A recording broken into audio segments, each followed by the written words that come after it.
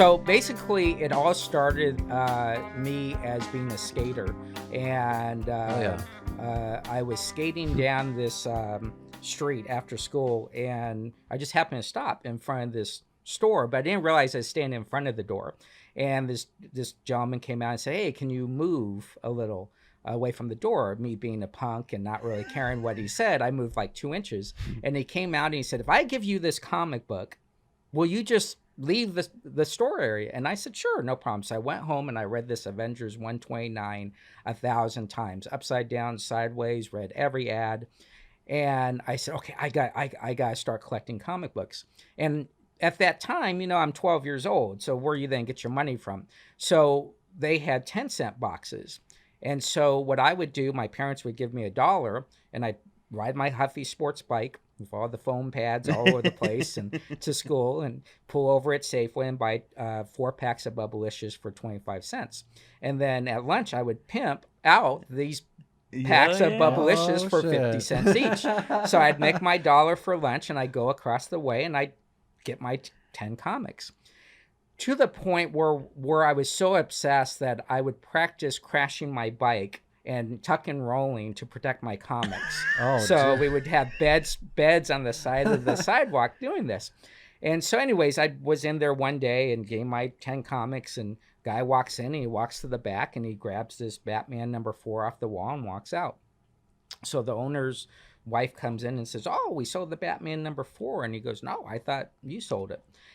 Well, I said, so I turned around at 12 years old and said, "Well, your buddy came in. I guess he's borrowing it." I didn't know about stealing or anything like that. So they started yelling and screaming. And so Mary came out and said, "Jesse, we need to talk to your dad."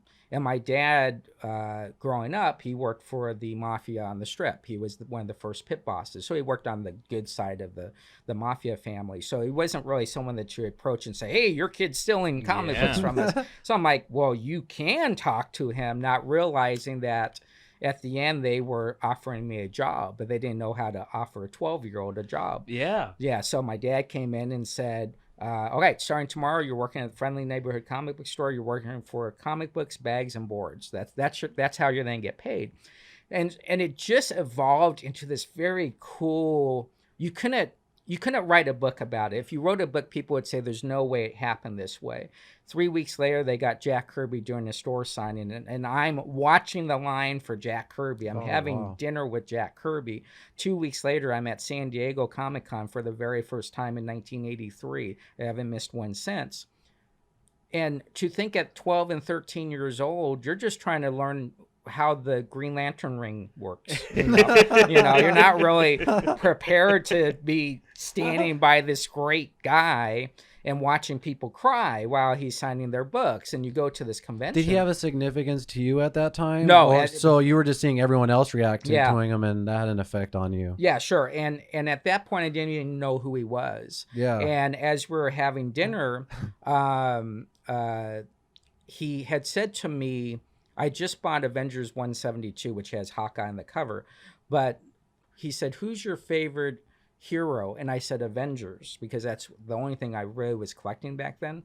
And he said, "No, I meant hero." And at that time it was Captain America, but I had just bought 172 and I could only picture this Hawkeye on the cover. So when I said Hawkeye, it blew him away, because no one says to Jack Kirby, "Who's your favorite hero?" "Oh, Hawkeye." In 1983, come on, he's getting beat up by everybody most likely. And so he said, what do you want to do in the future? I said, "I'm going to be a comic book store owner. I'm going to do this. I'm going to do that."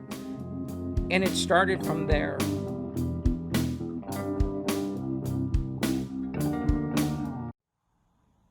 Bang.